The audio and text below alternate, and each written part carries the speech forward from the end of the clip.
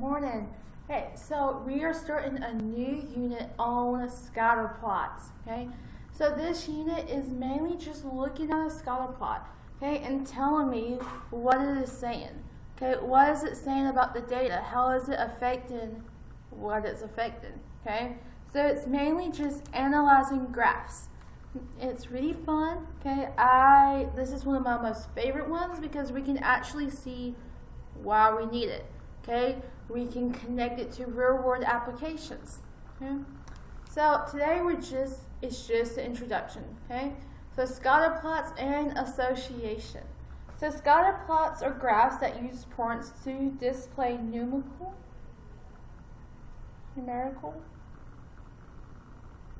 data.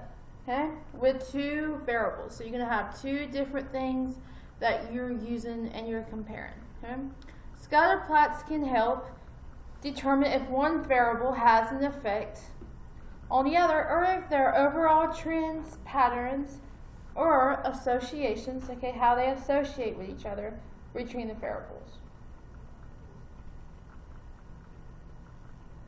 Okay. So it allows us to see, okay, are they affecting each other? Are they causing one to go up and one to go down?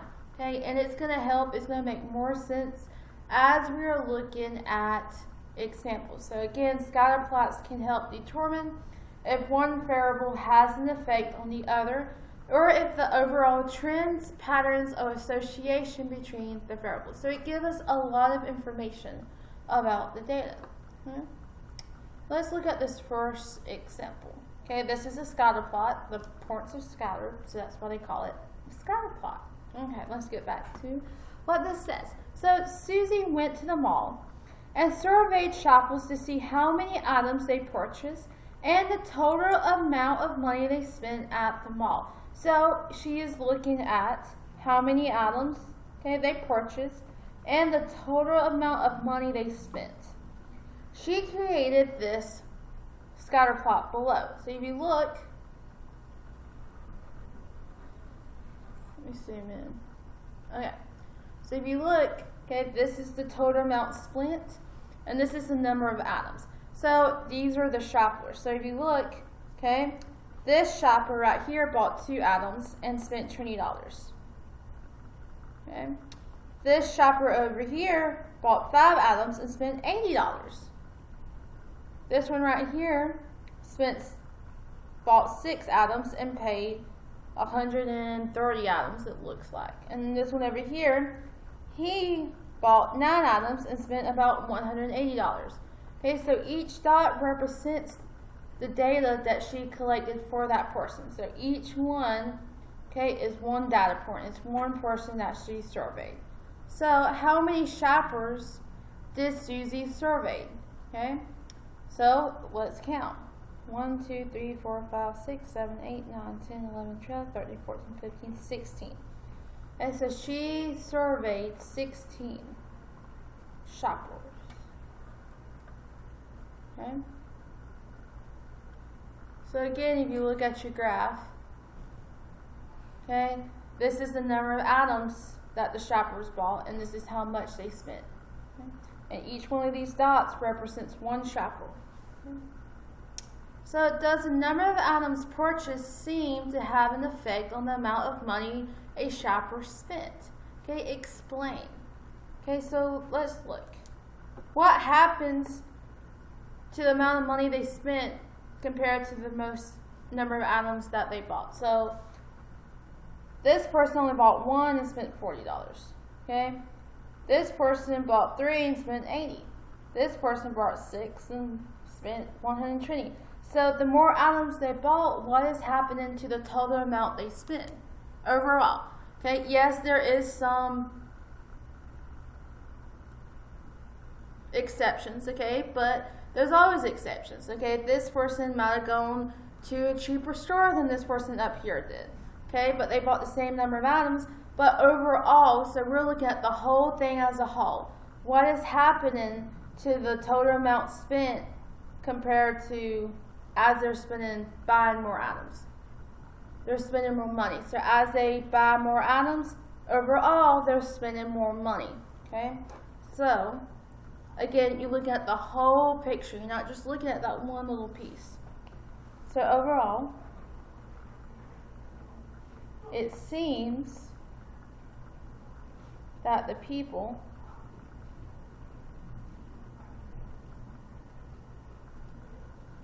who bought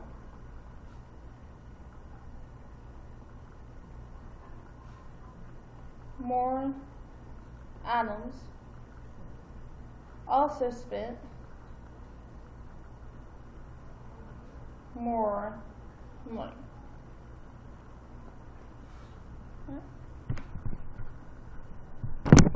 And so again, overall, the more items they bought, the more money they're going to spend. Makes sense. If you go to the mall and buy one item, you're not going to spend that much. But if you go to the mall and buy some shoes, some shorts, some pants, okay, the more you buy, the more money you're going to spend. Okay, common sense.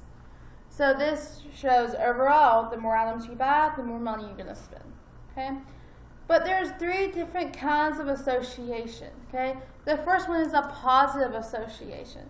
So 2 variables have a positive association when the variables move together. For example, as one variable increases, the other one is also going to increase.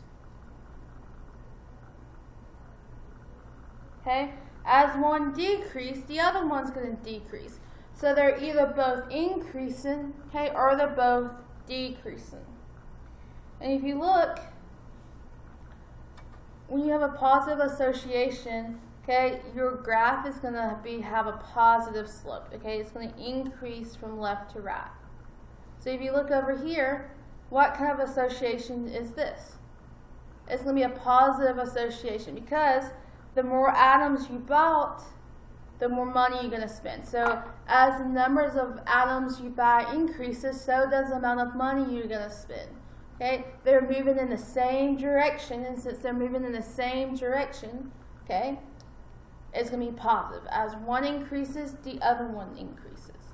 Okay, negative association is when 2 variables have a negative association when variables move in opposite directions.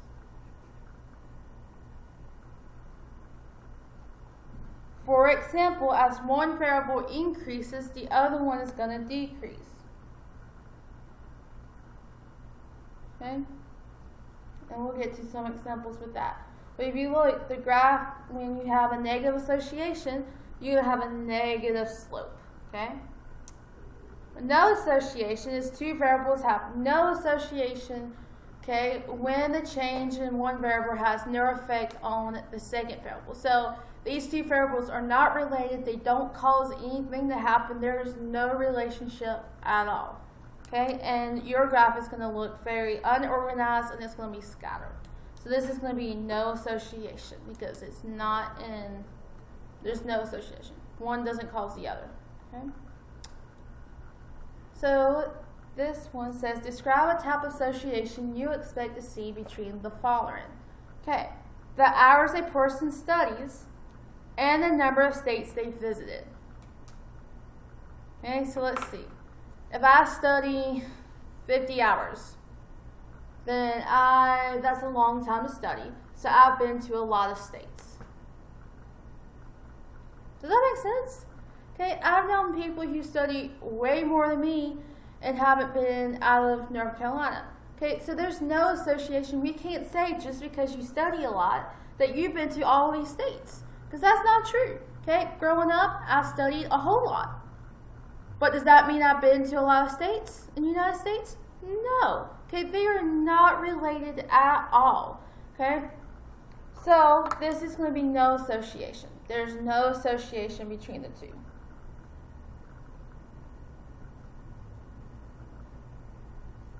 Let's go to the next one. Okay, the hours a person studies and their grade on an exam. Okay, so the amount of hours you study, the higher your grade should be.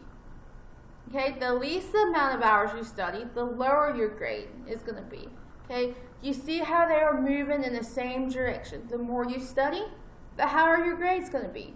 The less you study, the lower your grade's going to be. Okay, you see how they're both moving in the same direction. Okay, so since they're moving in the same direction, it's going to be a positive association. Okay, because usually the more you study, the better grades you're going to get. And the least you study, the worse grade you're going to get. Okay? Let's look at this next one. The hours a person studies and the hours they spend watching TV. Okay? So, I don't know about you, but I cannot study when watching TV. So, the more I study, the less time I have to watching TV. So, as my hours of studying increases, my hours of watching TV does what? Decreases. Okay?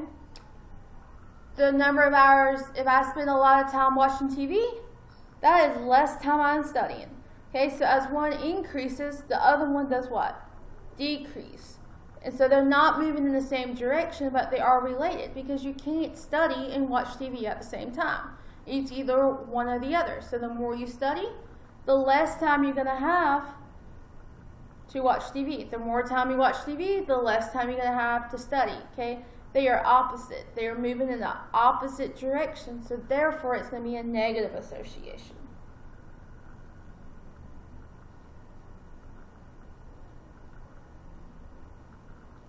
Okay. So these are real world applications, and a lot of times, like statistics, okay, use scatter plots. They use this data to make assumptions, to associate things together. Okay? Same thing when it comes to retail. Okay? When they sell an iPod, for example, if they just look, people buy more, they just use it a lot. Okay? They use scatter plots a whole lot, and it's really helpful if you can read them and understand them so you know what they're saying. A lot of businesses will use it to tell them what they need to sell more of or what they need to change.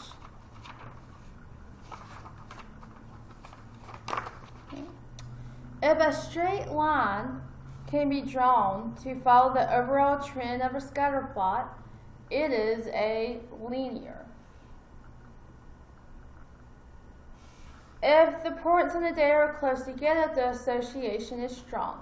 So the closer the points are to each other, the stronger the relationship, the stronger they relate to each other, the stronger we can say, hey, one causes the other. Okay? And if the points of data are rapidly spread, the association is weak. Okay? There's some trend going on. Okay? But we can't say one caused the other. Okay? We can't be 100% that's the way it is. Okay? A strong one we can say, yes, the more hours you spend, the higher your grade's going to be. Okay? Absolutely. Okay? That would probably be a strong one. Okay? A weak one would be a little bit not as strong. Okay? And we're going to get to some examples of that too. So just looking at here, remember from your other page that if it is positive, you're going to have a positive slope. If you have a negative, you're going to have a negative slope. And no association, the scatter points are going to be everywhere. So let's look at one. Okay, what kind of association is this? Positive. Okay? Is it strong or is it weak? Okay? Are the dots close to each other? They are, so it's going to be a strong association. And then, is it a line? Overall, a straight line? Yes, so it's linear. There's no curve to it. Okay? Let's look at this one. Do I have a positive slope or a negative slope? A positive slope. Okay? So it's going to be a positive association. Okay, is it weak or is it strong? Are my dots really close together or are they very far apart? Okay, they're far apart, so it's going to be a weak association. And again, this would be linear because there's no curve to it. Let's look at 3. Okay, do I have a positive slope overall or do I have a negative slope overall? Okay, I have a positive one overall. Is it a weak or is it a strong? Is my dots my data points close together, or are they far apart? They're close together, so they're going to be strong. Now, is it linear or non-linear? Okay, this time it's non-linear because if you look, there's kind of like a curve to it.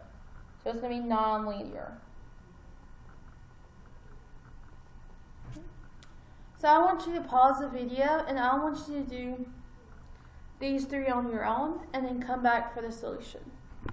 Okay, let's take a look. Okay, this one, I have a negative slope, so I'm going to have a negative association.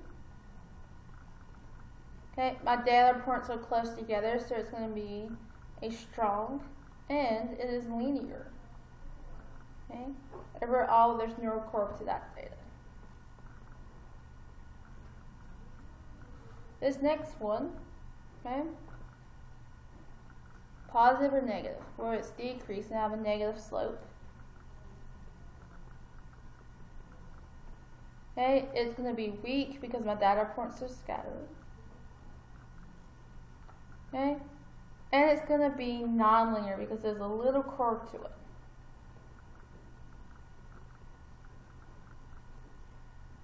Okay, this next one, what kind of association is this? None at all. Okay, so put no association.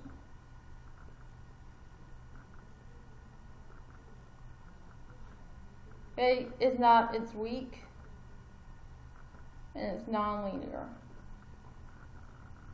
Okay.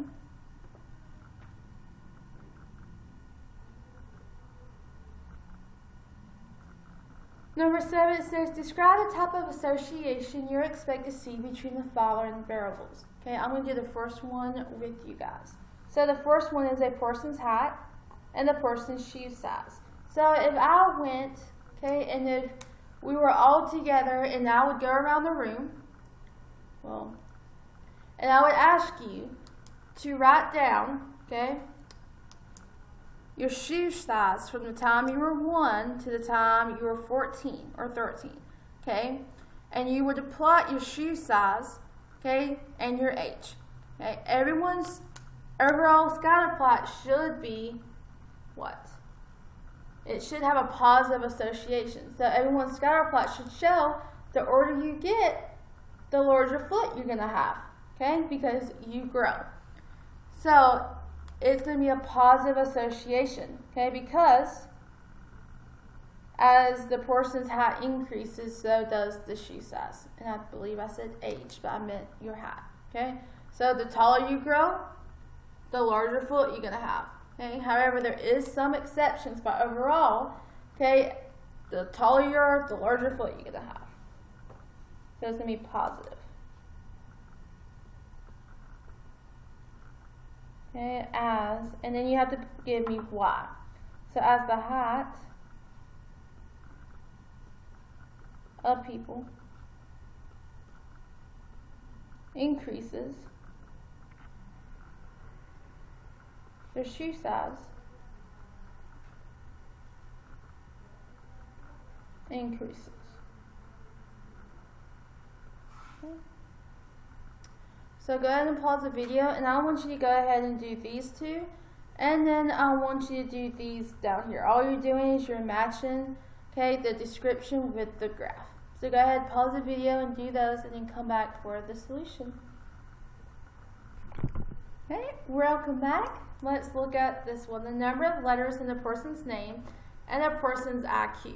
Can you really tell me that the more letters you have in someone's name, the higher your IQ is going to be?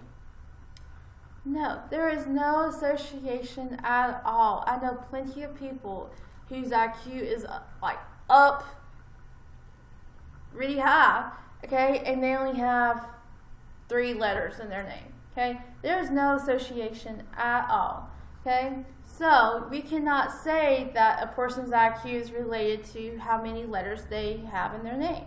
Okay, it doesn't even make sense. So there's no association. So none.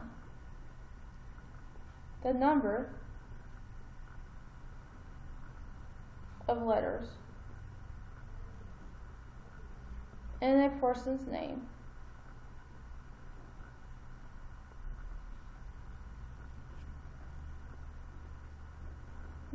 has no effect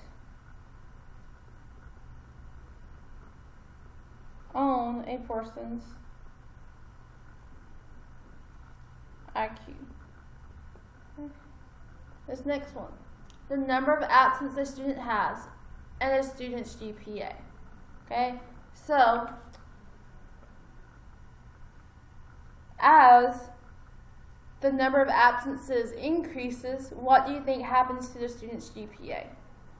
It's going to fall. Okay, as the student's GPA increases, what do you think happens to the absences?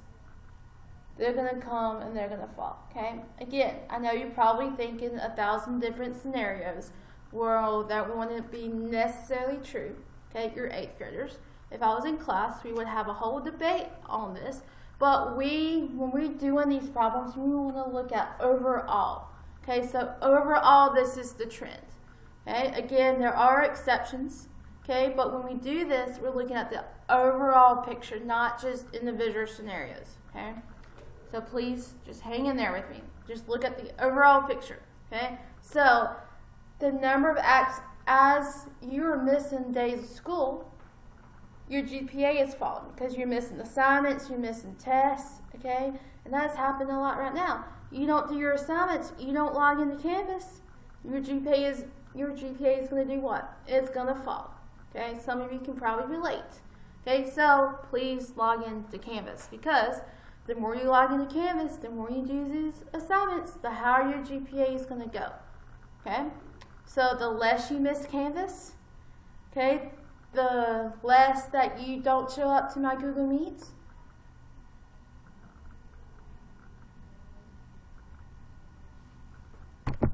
the higher your GPA is going to go, okay?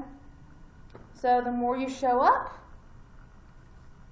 okay, the less absences that you miss, the higher your GPA is going up, okay? So they're going in opposite directions, so it's going to be a negative association.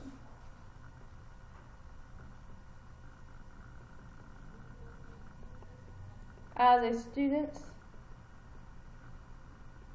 absences increase, their GPA decrease. Okay, so the more you miss, okay,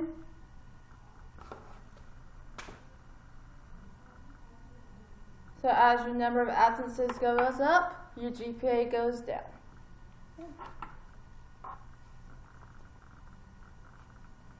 So let's look at down here. So the way I would look at this is I would first look at the description, determine if it's no association, positive and negative, and then match the graph to it. So the temperature outside and the total gallons of gas sold at a gas station. Okay, that has nothing to do with it. You're either out of gas when it's 20 degrees outside, or you're out of gas when it's 100 degrees. It doesn't matter. Okay, you're either going to need gas or you're not. The weather has nothing to do with how many gallons of gas that the gas station sells for that day. Okay, so it's no association. Okay, because it doesn't matter how cold it is. If you need gas, and you have to get it. Okay?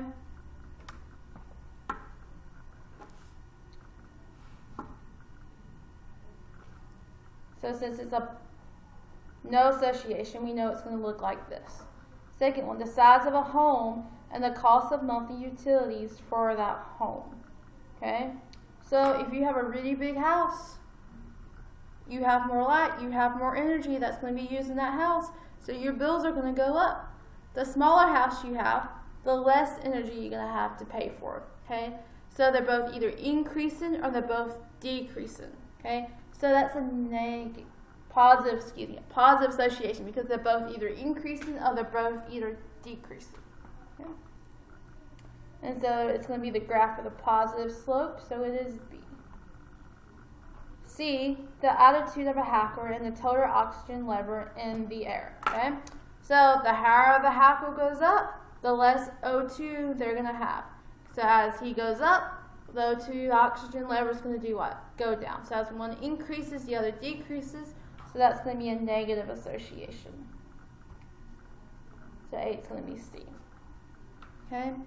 So that completes, again, it's just reading these descriptions, okay? It's just using these three: no association, positive association, or negative, okay? You gotta make sense of it. You gotta read it. You gotta analyze it, okay? If you have any questions at all, okay, please come to my Google Meets, please, okay? I would love to help you. I would love to help you on your assignment, okay? Your assignment for today is a worksheet. Okay, you just have 12 problems, okay, and a lot of it's multiple choice, okay, and it's what we did today in class 2. So if you have any questions or need any help, please let me know, and I'll love to help you. Y'all have a good day.